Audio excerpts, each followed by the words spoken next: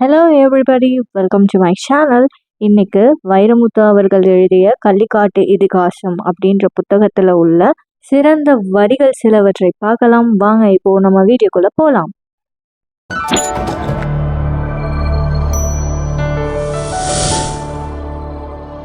1958 வைகை அணை கட்டி முடிக்கப்பட்டு அதன் நீர்பிடிப்பு பகுதிக்குள் இருந்த சிற்றூர்கள் இந்திய வரைபடத்திலிருந்து துளைக்கப்பட்ட போது அழுது கொண்டே ஊரை விட்டு வெளியேறும் அம்மாவின் கையை பற்றி கொண்டே இடுப்பளவு தண்ணீரில் நனைந்த கால் சட்டையோடு தானும் அழுது வெளியேறுகிறான் ஓர் 5 வயது சிறுவன்.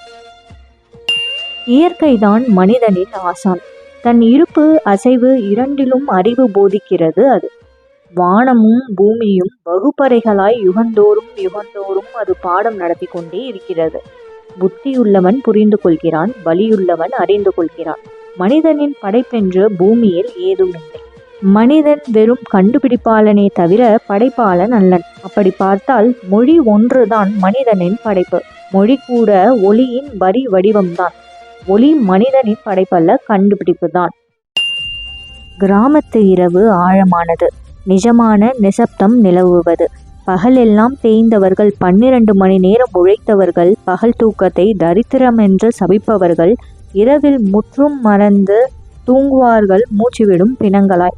எங்கோ ஓலையிடும் நாயோசை, பாம்பு மாதிரியான பிராணிகள் பஞ்சாரத்துக்குள் புகுந்தால் அடிவயிற்றில் சிறகடித்து கிளம்பும் கோழியோசை, கிளைகளோடு காரசாரமாக விவாதிக்கும் காற்றின் பேரோசை, ஈயோ கொசுவோ கடித்தால் தலையாட்டும் மாட்டின் மணியோசை போன்ற அக்ரிணை ஓசைகளும் நோயாளிகளின் இருமல் முனகல் ஓசைகளும் தவிர மற்றபடி மௌனத்தின் கர்ப்பப்பைதான் ஒரு கிராமத்தின் இரவு. கத்திரிக்காய் நல்லா விளைஞ்சிச்சே, அந்த காசை எங்க போச்சு? இல்லைங்கள, விளைஞ்சிச்சு. விலை இருந்துச்சா? விளைஞ்சா விலை இல்லை, விலை இருந்தா விளையலை. இதான் நம்ம மண்ணக்கின்றவன் தலையெழுத்து. வானத்திலிருந்து ஒரு நட்சத்திரம் முதிர்ந்தாலும், மரத்திலிருந்து ஒரு பூ உதிர்ந்தாலும் இழப்பு இழப்புதான். மழை துளியில் எறும்பு மூழ்கினாலும், கடலுக்குள் கப்பல் மூழ்கினாலும் வலி வலிதான். அதன் நிலையில் அவரவர் துயரம் பெரியதுதான்.